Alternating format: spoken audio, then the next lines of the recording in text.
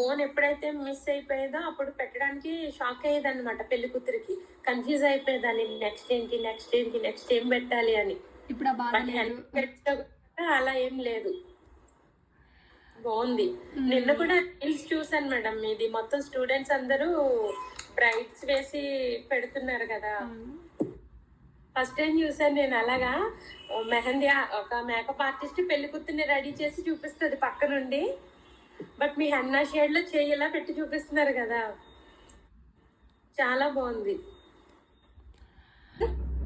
చాలా ఉంది మేడం. అంతకు ముందు కూడా నేను పెట్టాను కానీ ఊరికి నార్మల్ గా వెళ్ళిపోయేది అనమాట. మీ క్లాస్ జరుగుతున్నప్పుడే నేను ఒక క్లయింట్ కి పెట్టాను. నాకు చాలా మంది మెసేజ్ చేశారు, ఇది మీరే పెట్టారా అని. ఓకే. చాలా బాగా వచ్చింది. అప్పుడు నేను అది గ్రూప్ లో కూడా పోస్ట్ చేశాను.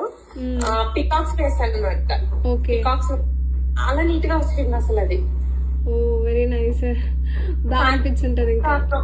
ప్రొఫెషనల్ ఆమె పెట్టుద్ది. ఆమె నాకు మెసేజ్ చేసి, శాంతి ఇది ఎవరేసారు నువ్వేనా అని షాక్ అయింది తను.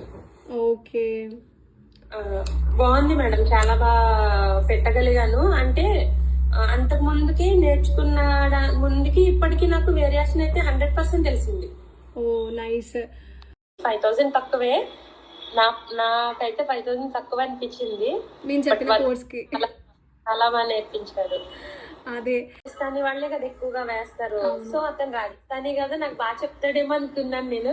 బట్ డిజైన్స్ ఇచ్చి వేయమని చెప్పాడు అనమాట. అది నేను ఇంట్లోనే ప్రాక్టీస్ చేస్తాను, ఫోన్ స్క్రీన్ షాట్ తీసుకుని. బట్ వాళ్ళే చేయగలరేమో అనుకున్నాను కానీ వాళ్ళకన్నా మీరు బాగా చేసి చూపించారు. Thank you.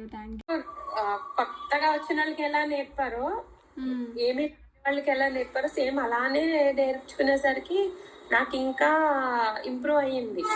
మీరు అతనికి ఒక చేయంతా ఇచ్చేసి ఇది నాకు పెట్టి చూపించండి అంటారేమో అనుకున్నాను. డాట్స్ నుంచి చిన్నవి చూపించడంతో నాకు అప్పుడు అర్థమైంది, ఇది కూడా మనం ఎంత ప్రొఫెషనల్ గా పెట్టాలి. ఒక డాట్ పెట్టడం కూడా అర్థాన్ని నాకు తెలియదు, జస్ట్ అలా నొక్కేస్తే సరిపోద్ది అనుకున్నాను. కానీ ఒక డాట్ ఇట్లా పెట్టాలి ఇట్లా పెట్టొద్దు అనేది కూడా మనకు ఉంటది రీజనింగ్. డాట్ వేయడం, స్ట్రోక్ వేయడం నేను ప్రాక్టీస్ చేసేదాన్ని కానీ నాకు అంత అందంగా వచ్చేది కాదు.